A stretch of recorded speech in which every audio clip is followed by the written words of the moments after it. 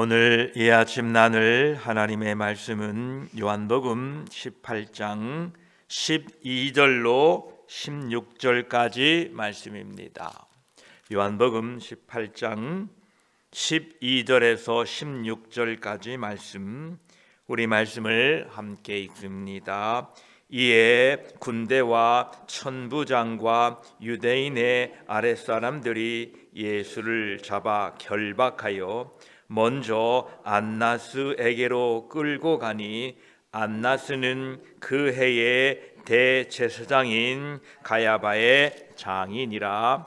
가야바는 유대인들에게 한 사람이 백성을 위하여 죽는 것이 유익하다고 권고하던 자라라. 시몬 베드로와 또 다른 제자 한 사람이 예수를 따르니, 이 제자는 대제사장과 아는 사람이라. 예수와 함께 대제사장의 집 뜰에 들어가고 베드로는 문 밖에 서 있는지라.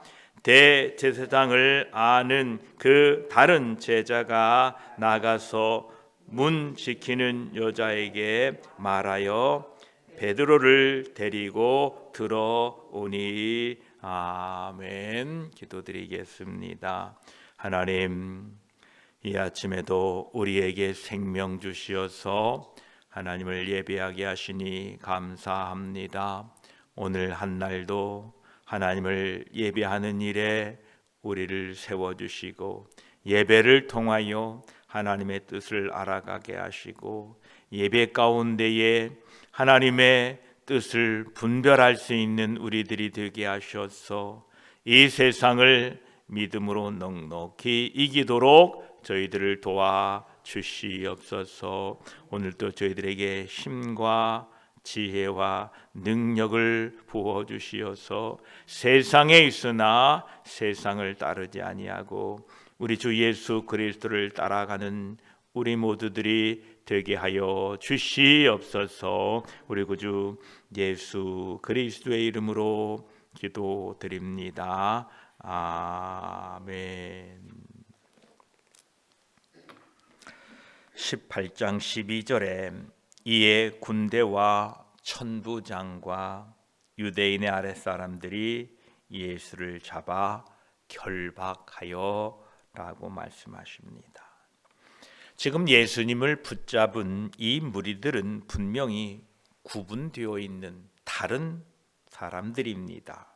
그들은 이방인, 유대인, 군병들, 그리고 대제사장과 바리새인들의 종들, 즉 이교도들과 여호와의 언약의 백성에 속한 사람들로 이루어져 있습니다. 그들은 도저히 함께 할 수 없는 무리들입니다. 그들은 공통점이 없습니다. 그러나 한 가지 사실에 있어서 그들은 모두 닮았습니다. 그들 모두는 지금 그들이 붙잡아온 예수 그리스도의 영광에 대하여 모두 다 눈먼 사람들이었던 것입니다.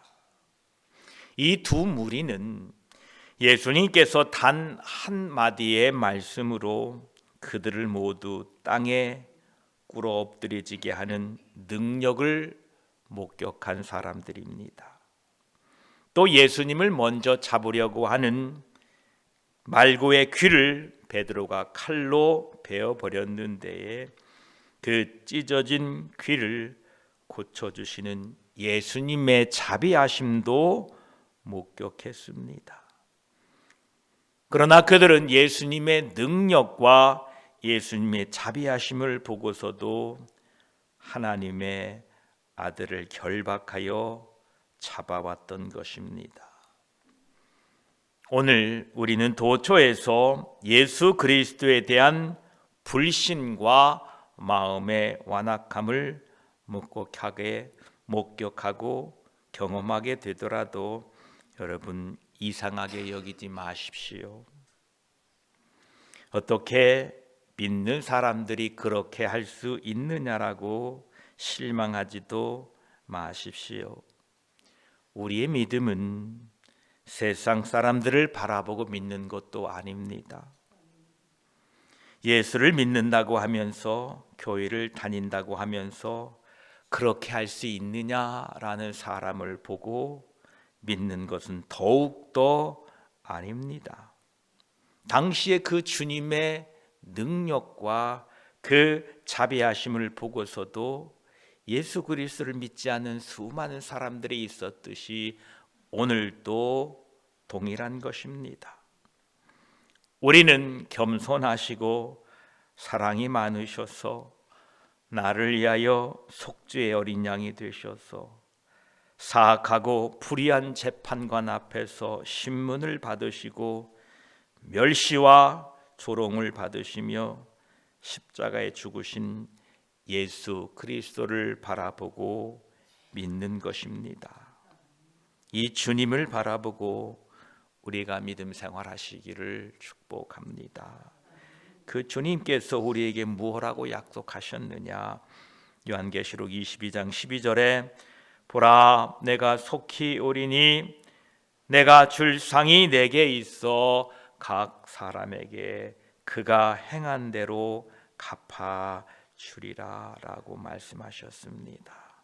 그러하기에 세상이 어쩌하든, 또 교회를 다닌다고 하고 예수를 믿는 사람들이 어찌하든 그들의 행동과 그들의 사상과 관계없이 우리는 오직 예수 그리스도가 말씀을 듣고 말씀대로 지켜 행한 사람들에게 그 행한 대로 상 주시겠다는 이 말씀을 믿고 오직 주님만 바라보고 신앙생활 하시기를 축복합니다.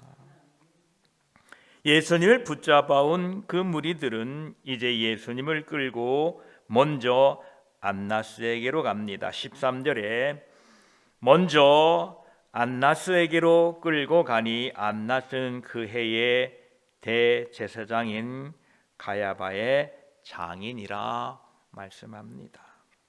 당시의 제사장은 가야바였습니다. 그런데 먼저 안나스에게로 끌고 갔다고 합니다. 여기 13절에 나오는 이 끌고 가다라는 말은 쫓기거나 질질 끌려가다라는 뜻이 아닙니다. 여기 쓰고 있는 이 아고라는 단어는 인도하다, 이끌다, 데리고 가다라는 뜻을 가지고 있습니다. 이 표현을 통해서 성령님께서는 예수님께서 자발적으로 복종하신 것임을 다시 한번 우리에게 알려주고 있습니다.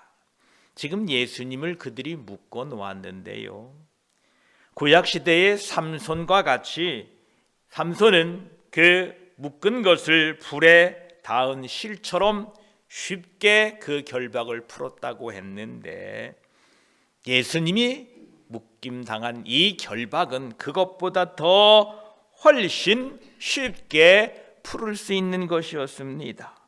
그러나 예수님께서는 성경에 예언된 말씀처럼 그는 도수장으로 끌려가는 어린 양처럼 온유하고 온순하게 따라가셨습니다. 그 이유가 바로 나의 죄를 위하여, 나의 구원을 위하여 그렇게 하셨다라는 것입니다. 이것은 성경의 예언을 성취하게 하실 뿐만 아니라 그 성경이 말하는 모형도 완성하기 위함이었습니다. 구약시대의 희생 제물이 먼저 드려지기 위해서는 각 짐승을 먼저 제사장에게 끌고 갔습니다.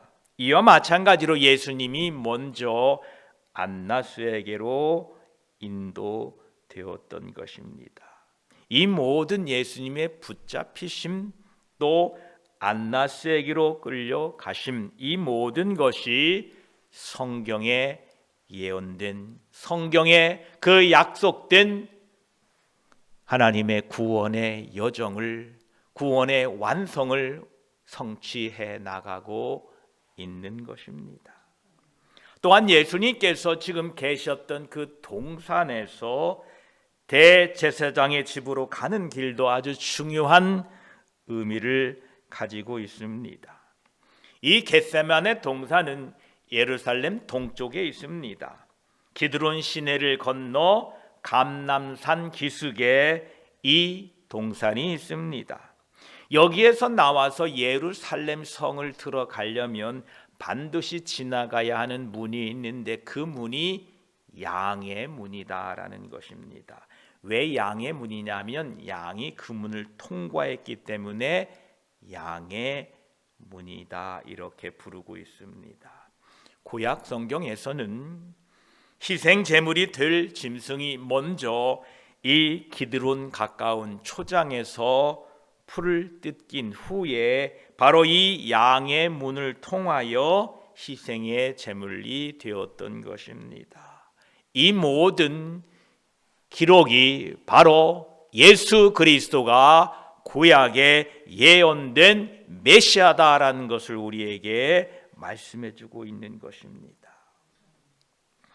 다른 복음서에는 기록되지 않았는데 이 요한 복음은 예수님께서 안나스 앞에 먼저 인도되었다라고 기록하고 있습니다. 다른 복음서에는 예수님께서 그냥 가야바 앞에 서신 일만을 기록하고 있습니다.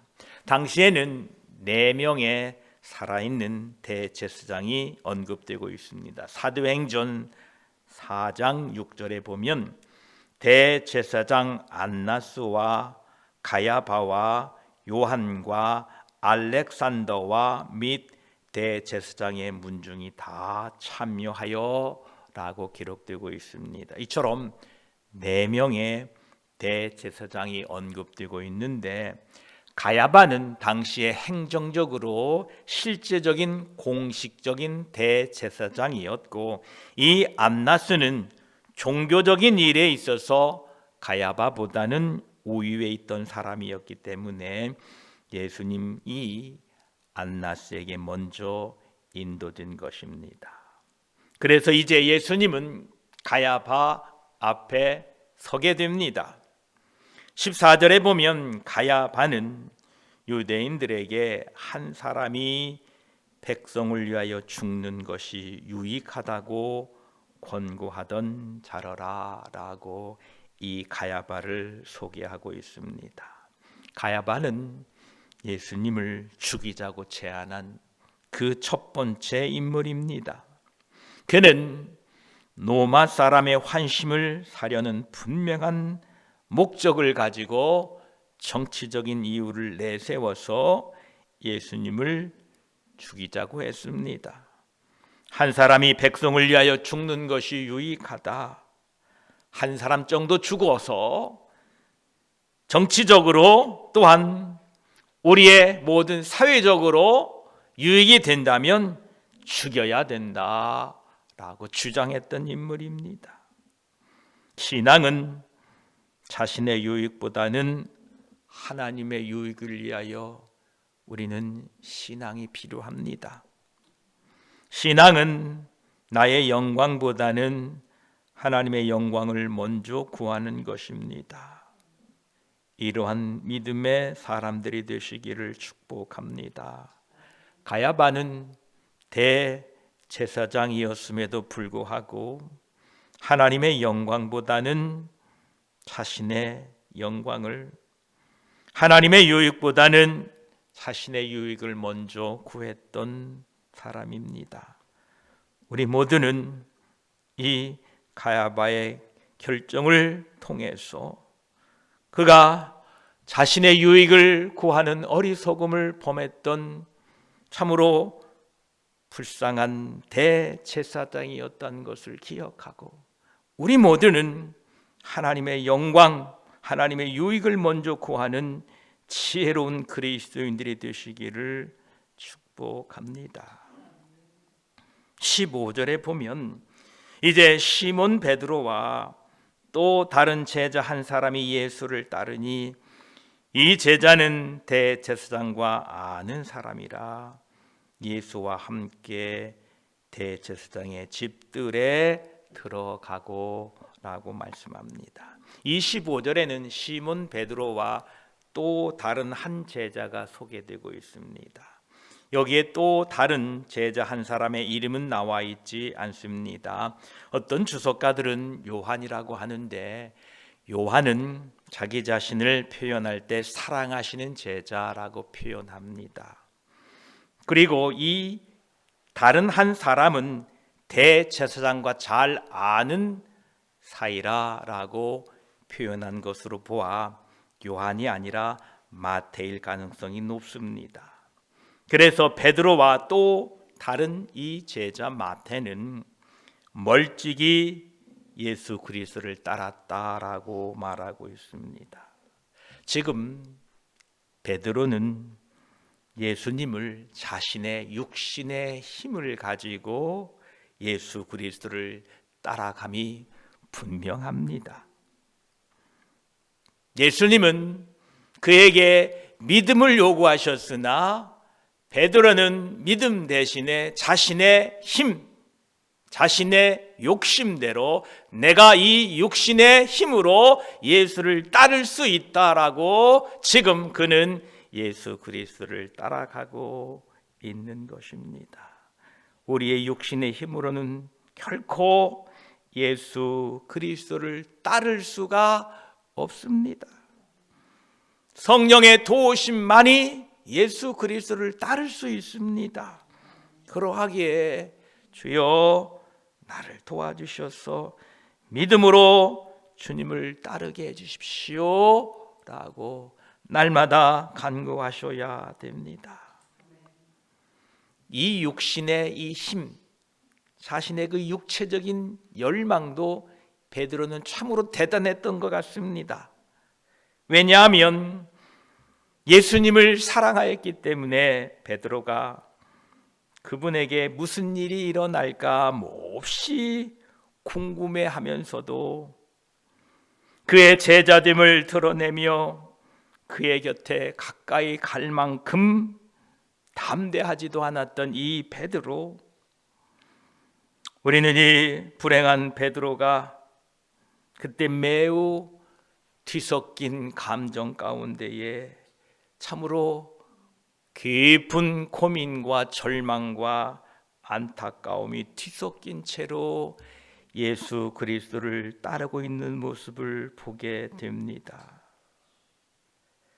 그는 예수님을 사랑했기 때문에, 내가 주님을 사랑합니다 라고 고백했기 때문에 달아나 자신을 숨기는 것은 부끄럽게 생각했지만, 다른 한편으로는 나는 예수님의 제자입니다 라고 바짝 예수님 곁에 다가섬으로써 자신이 제자임을 밝히는 일에는 두려워했던 겁쟁이였습니다. 베드로는 지금 이 중간 사이에서 갈등하는 연약한 모습을 보이게 됩니다. 어쩌면 그 모습이 우리들의 모습인 것 같습니다. 예수님을 따르자니, 예수님을 안 따르자니, 저와 여러분, 우리 모두는 믿음으로 예수 그리스도를 따라가시기를 축복합니다. 요한계시록 3장 15, 16절은 이렇게 우리에게 권면하십니다. 내가 내 행위를 아노니 내가 차지도 아니하고 뜨겁지도 아니하도다. 내가 차든지 뜨겁든지 하기를 원하노라. 내가 이같이 미지근하여 뜨겁지도 아니하고 차지도 아니하니 내 입에서 너를 토하여 내버리리라 말씀하십니다. 우리 모두가 성령의 감동으로 뜨겁게 예수 그리스도를 사랑하시고 그분 곁을 바짝 따라가시기를 축복합니다. 이제 지금 예수님의 다른 한 제자 마태는 대제사장들과 그 안쪽들에 들어가 있는데, 베드로는 지금 그 문 밖에 서 있는 상황이 15절까지의 상황입니다. 그런데 16절에 보면 베드로는 문 밖에 서 있는지라 대제사장을 아는 그 다른 제자가 나가서 문 지키는 여자에게 말하여 베드로를 데리고 들어오니. 베드로가 그 문 밖에 있었는데 이 마태가 여자에게 말을 해서 베드로를 그 뜰 안으로 데리고 오는 장면이 16절입니다. 지금 베드로는 닫힌 문 바깥에 있었습니다. 그런데 대제사장을 아는 다른 제자가 문을 지키는 여자에게 말하여 베드로를 좀 문 안쪽으로 들여보내라 라고 해서 이제 베드로도 그 뜰 안에 있게 됩니다. 여기에서 우리들은 하나님이 왜 그 문을 닫아 놓았을까라는 질문을 하게 됩니다. 그냥 활짝 열어 놓으시지. 이 문 하나 열고 닫는 것도 다 하나님의 뜻이 있을 텐데 왜 하나님께서는 굳이 그 문을 닫아 놓으셨을까라는 질문을 갖게 합니다. 자비로우신 하나님께서는 베드로가 죄를 짓는 상황으로 계속 나아가지 못하도록 그 앞에 닫힌 문, 장애물을 놓아두신 것입니다. 만약 베드로가 그 문에 들어오지 않았다면 예수님 모른다고 부인하지 않았을 겁니다. 하나님께서는 우리에게 이와 같이 행하십니다. 때로는 하나님께서 우리가 가는 길에 어떤 장애물을 놓아두십니다. 우리가 그 길에서 장애물을 발견하게 될 때는 우리는 잠시 멈추시고 걷고 있는 길을 계속 나아가기 전에 우리는 지금 우리가 어디에 있는지 우리의 현재 위치를 잘 파악해 볼 필요가 있습니다. 만약 지금 우리가 가고 있는 이 길이 하나님의 말씀의 보증을 받고 말씀의 확답을 받고 또는 우리가 행해야 할 의무가 양심의 가책을 느끼지 않는다면 이러한 장애물은 단지 우리의 믿음과 인내를 위한 시험으로서만 여기시면 됩니다. 그러나 그렇지 않다면 그것들은 하나님께서 우리에게 보내신 경고입니다. 들어가지 말아라. 멈추고 거기 있어라 라는 하나님의 경고인 것입니다. 히브리 12장 25절에도 너희는 삼가 말씀하신 일을 거역하지 말라. 땅에서 경고하신 일을 거역한 이들이 피하지 못하였거늘 하물며 하늘로부터 경고하신 일을 배반하는 우리일까 보냐라고 말씀하고 계십니다. 우리가 가는 길에 때로는 문이 닫히고 장애물들이 놓인 것은 하나님의 뜻을 잘 이해하고 하나님이 주시는 경고인지 또한 우리의 믿음과 인내를 위한 시험인지 우리는 날마다 주의 깊게 분별하며 살아가시기를 축복합니다. 우리 앞에 놓여 있는 이 모든 일상을 통하여 성령 하나님의 감동으로 하나님의 뜻이 분별되고 이해됨으로 우리 모두가 지혜롭게 우리의 인생을 살아가는 저와 여러분이 되시기를 축복합니다. 기도드리겠습니다. 하나님, 저들은 예수 그리스도를 결국은 결박해 옵니다. 예수님의 그 크신 능력을 경험한 사람들입니다. 그들은 예수님의 말 한마디에 다 땅에 엎드려졌던 사람들입니다. 예수님의 자비하심도 직접 눈으로 목격했던 사람입니다. 찢어진 귀를, 말고의 귀를 고쳐주신 그 자비하심을 보고도 그들은 예수 그리스도를 결박해 옵니다. 오늘 또 세계 도처에서는 예수 그리스도를 그분의 은혜와 사랑을 경험하고도 예수 그리스도를 비방하고 예수 그리스도 하나님의 백성된 자녀들을 핍박하는 일들이 참으로 많습니다. 하나님을 믿는다고 하면서도 하나님을 기쁘시게 하지 못하는 사람들의 많은 모습도 보게 됩니다. 세상을 보거나 그들을 보고 낙심하지 않게 하시고 오직 예수 그리스도를 바라보고 달려갈 수 있도록 도와주시옵소서. 감사합니다. 우리에게 믿음을 주시어서 하나님의 영광인 예수 그리스도를 바라보게 하시고 믿게 하시니 감사합니다. 안나스가 나오고 가야바가 나옵니다. 그들은 대제사장들이었다고 합니다. 하나님의 선민이었다고 합니다. 그러나 그들은 자신의 유익을 추구합니다. 하나님의 유익보다는 자신의 유익, 하나님의 영광보다는 자신의 영광을 취하는 안타까운 모습을 보게 됩니다. 하나님, 우리가 이 땅에 하나님의 백성으로 사는 동안에 나의 유익이 아니라 하나님의 영광과 하나님의 유익을 위하여 결정할 수 있는 믿음의 사람들이 되게 하여 주시옵소서. 제자들이 다 버리고 도망갔으나 그러나 베드로와 또 다른 한 제자만 예수님을 멀찍이 따라갑니다.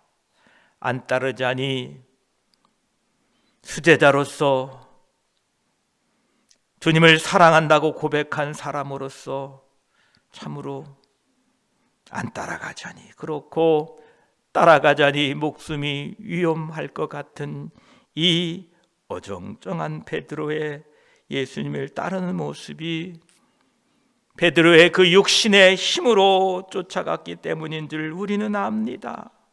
주여, 우리에게 성령의 감동을 주셔서 우리의 힘이 아닌 성령의 감동함으로 예수 그리스도를 따라가게 하여 주시옵소서.